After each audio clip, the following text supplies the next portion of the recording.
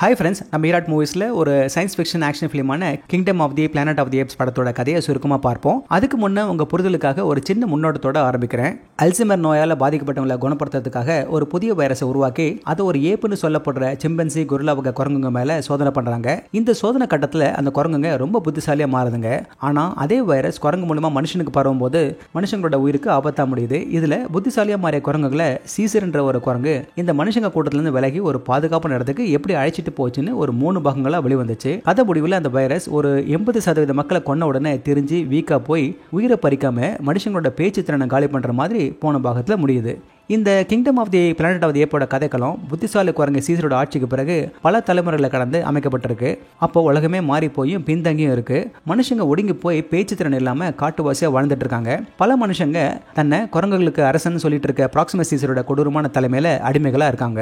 இந்த ரவுடி கூட்டத்தை தவிர சில சாத்தியமான பிரிவும் இருக்கு. அந்த வகையில கழுக வளர்த்து தன் கண்ட்ரோல்ல வைக்கிற பிரிவை சார்ந்த நோவான்ற இளம் சிம்பன்சி அவனோட ஃப்ரெண்ட்ஸுகளான அணையா மற்றும் சூனாவோட கழுகு முட்டைகளை மலை உச்சியில் இருக்க கழுகு கூட்டுகள் சேகரிச்சுக்கிட்டு வயசுக்கு ஒரு விழாவை கொண்டாடுறதுக்கு தயாராகிறாங்க. அப்போ ஒரு மனுஷ பொண்ணு நோவாவை பின்தொடர்ந்து வீட்டுக்குள்ள வந்துட்டு தப்பி ஓடுறா. அப்ப ஏற்பட்ட கலவரத்துல அந்த முட்டை உடைஞ்சு போகுது. அடுத்த நாள் விழா ஆரம்பிக்கிறதுக்கு முன்னே நோவா அதை ரீப்ளேஸ் பண்ண திரும்பவும் முட்டையை எடுக்க போறான். அப்படி போகும்போது மின்சார ஆயுதங்களை பயன்படுத்துற ரவுடி குரங்கு கும்பல் ஒண்ணு நோவா பாக்குறான். அவனுங்க அந்த மனுஷ பொண்ணை தான் தேடி வந்திருக்கானுங்க. உடனே குதிரையை விட்டு அவங்க கிட்ட இருந்து மறைஞ்சு தப்பிக்கும் போது அந்த கூட்டம் நோவாவோட குதிரையை ஓட விட்டு பார்த்தா அவ இருக்க இடம் தெரிஞ்சிடும்னு அதை பின்தொடர்ந்து நோவாவோட கிராமத்துக்கு வராங்க. அந்த பொண்ணுக்கு அடைக்கலம் கொடுத்திருக்கலான்னு அவன் கிராமத்தை மிருகத்தனமா தாக்குறாங்க. நோவாவும் பின்னாடியே வீட்டுக்கு ஓடி வந்து பார்க்கும்போது அவன் கிராமமே எரியறத பார்க்கறான். அந்த ரவுடி கும்பலுக்கு தலைவன் சில்வா நோவாவோட அப்பா கோராவை அவன் கண் முன்னாடியே கொன்னு இவனையும் தூக்கி வீசிடுறான். கீழே விழுந்த நோவா மயக்கம் தெளிஞ்சு பார்க்கும்போது எல்லாரையும் அடிமைகளா இழுத்துட்டு போயிருக்கிறது தெரியுது. அவன் அப்பாவை அடக்கம் பண்ணிட்டு தன்னோட ஆளுங்களை மீட்டு கொண்டு வரதுக்காக புறப்படுறான்.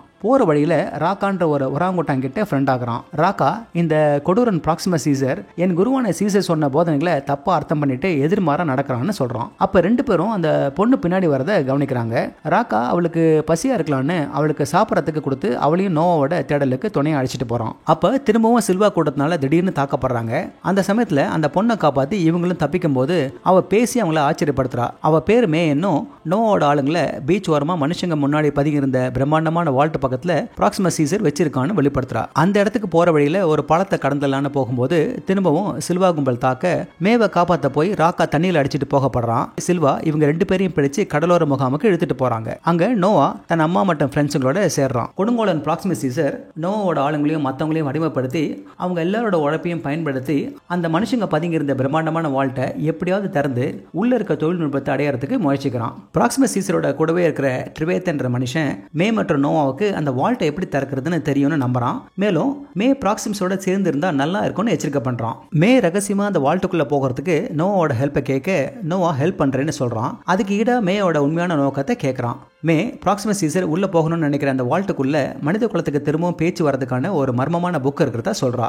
நோவாவுக்கோ ப்ராக்சிமஸோட இடத்தையே அழிச்சிட்டு அவனோட ஆளுங்களை வீட்டுக்கு அழிச்சிட்டு போகணும்ன்ற நம்பிக்கையில அவளுக்கு ஹெல்ப் பண்ண ஒத்துக்கிறான். அந்த ராத்திரியே நோவா, மே, சூனா, அணையாவும் வால்ட்டை சுத்தி இருக்கிற பீச்ல வெடி மருந்துகளை வைக்கிறாங்க. ப்ராக்சிமஸ் சீசர் கூடவே இருக்கிற ட்ரிவேத்தன் இவங்க பண்றதை பார்த்துறான். ட்ரிவேத்தன் ப்ராக்சிமஸ் எச்சரிக்கை செய்ய போகிறதுக்கு முன்னே மே அவனை கொன்னுடுறா.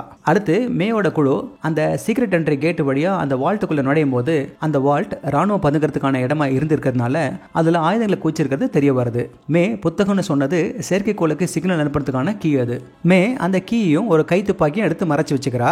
அவங்க எல்லாரும் அந்த வால்ட் திறக்கும் போது ப்ராக்சிமஸும் நோவோட ஆட்களும் வெளியே நிக்கிறாங்க. ப்ராக்சிமஸ் எனக்கு இந்த மாதிரி பண்ணுவீங்கன்னு தெரியும், நீங்க அந்த டெக்னாலஜி எங்க இருக்குன்னு சொல்லணும்னு மிரட்டுறான். அதே சமயத்துல நோவோட கேர்ள் ஃப்ரெண்ட் சூனாவை கொல்ல போறதா அவரோட ஆள் ஒருத்தன் பயமுறுத்த மே அவனை சுட்டுறா. தன் ஆளு செத்து விடுறத பார்த்து அப்ப மத்த ஆயுதங்க எங்க இருக்குன்னு அவங்க கிட்ட சொன்னா மேயை விட்டுறதா ப்ராக்சிமஸ் சொல்றான். மே அதை சொல்ல முடியாதுன்னு வெளியே ஓடி போய் வெடி மருந்துகளை பத்த வச்சிடறா.